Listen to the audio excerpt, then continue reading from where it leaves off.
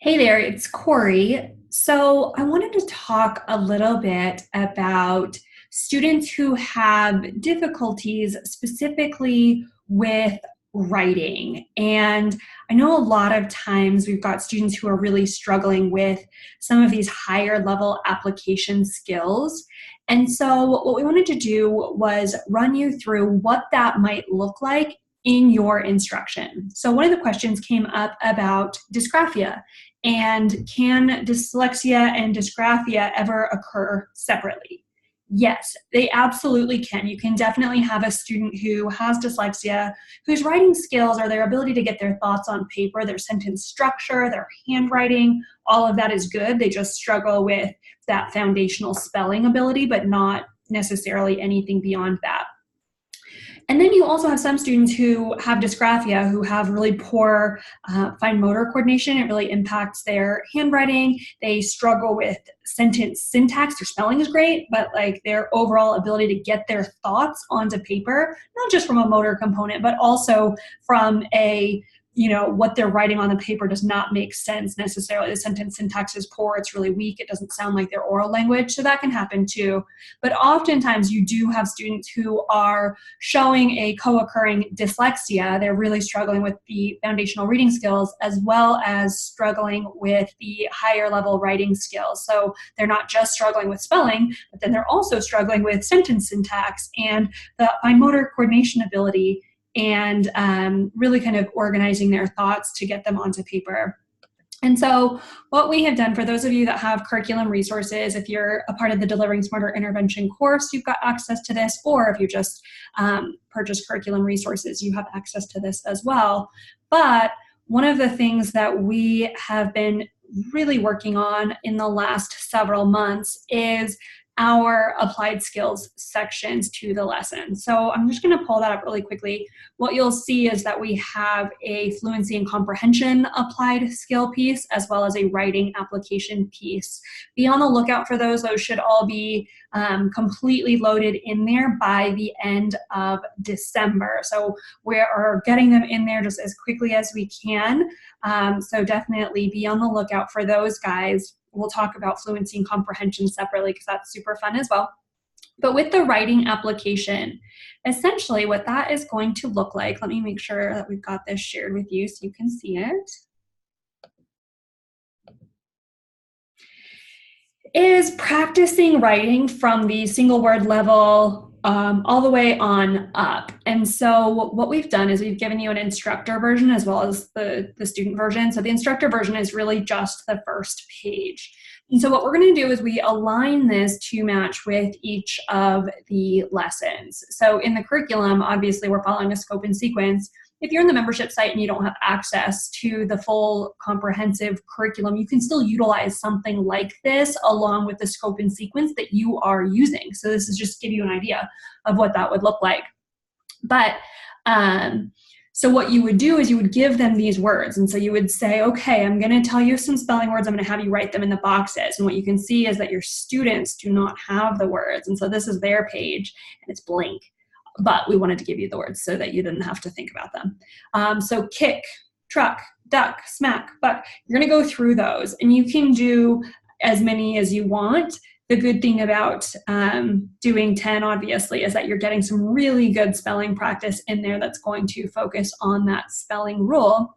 And then we do a word sort. So we're going to take the words that we just spelled and we're going to sort them into whether they are a noun, verb, or adjective. Obviously, we're going to get to the place where we've got some words that are not nouns, verbs, and adjectives, but we do find this the most important ones that you need students to know about right from the very get-go. They do not need to know that it is called a noun, a verb, and an adjective to be successful at this. You can say, okay, first we're going to list all of our person, place, or things. And so they're going to take their spelling list and they're going to go ahead and stick all of those in there. Next, we're going to do all of the action words. What you'll notice is that you could say duck or buck, are action words. They are verbs as well.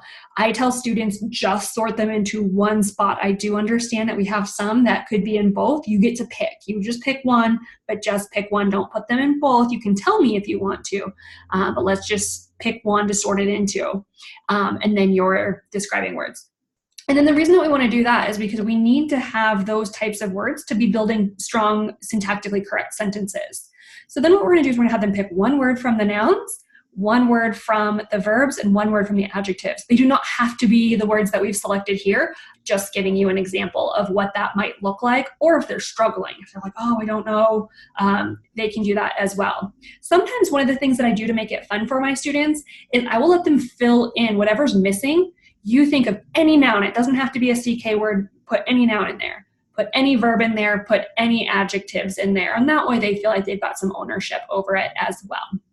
Obviously, if we're using rock as a describing word, that would be like rock music. Okay, so anyway, truck, kick, black. So then what we're going to do is we're going to ask them to expand the idea, keeping in mind, again, that they don't have any of this filled out. So they're filling this out as you go.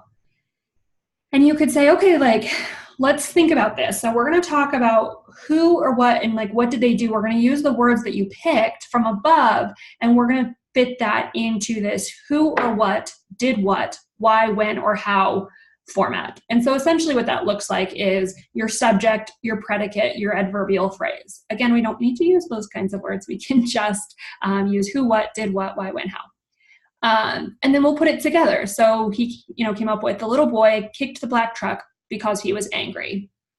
If they need help with spelling, great, that's fine. We know that this is not controlled, and that's okay. I think one of the biggest issues we run into is that we are overly controlling a lot of what we're doing. And so what we need to do is give them the allowance to make mistakes here and say, hey, we haven't talked about this yet, and that's totally fine. We're going to correct it so we don't practice things wrong, but that's absolutely fine.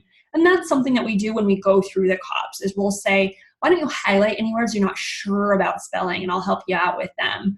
And so that's just as good of a self-monitoring strategy as actually recognizing the spelling error and correcting it independently. So that's going to be this page.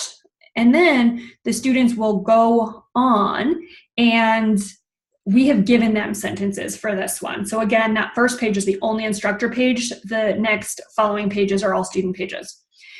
So then we've got the duck crossed the road. The duck was nearly hit by a truck. What we want them to do here is then pick a transition or conjunction. So they can either use for, and, nor, but, or, yet, or so.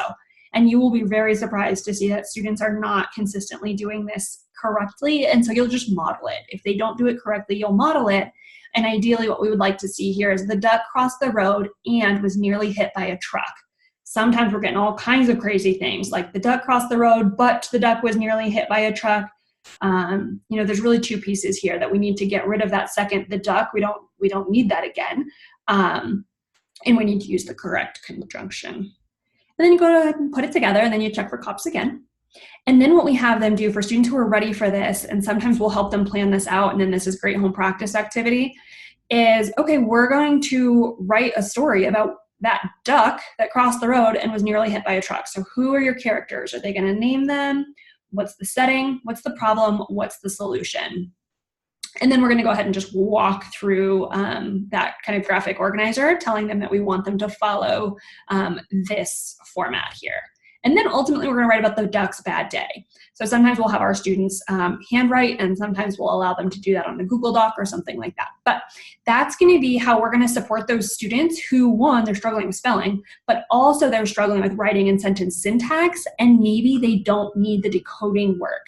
If they don't need the decoding work, we would still definitely recommend that you're going through and teaching the rule of why we use CK, but you can maybe breeze through the reading piece probably pretty quickly. If they don't have a reading difficulty, you could get through that really fast. So we would definitely recommend still make sure you're explicitly teaching the rule, and then you can jump more into this level of applied skill. So that would be an example of how you could support a student with dysgraphia who is also showing that dyslexia struggle. All right, guys, if you have any questions, let us know in the comments, and we will respond to those as well.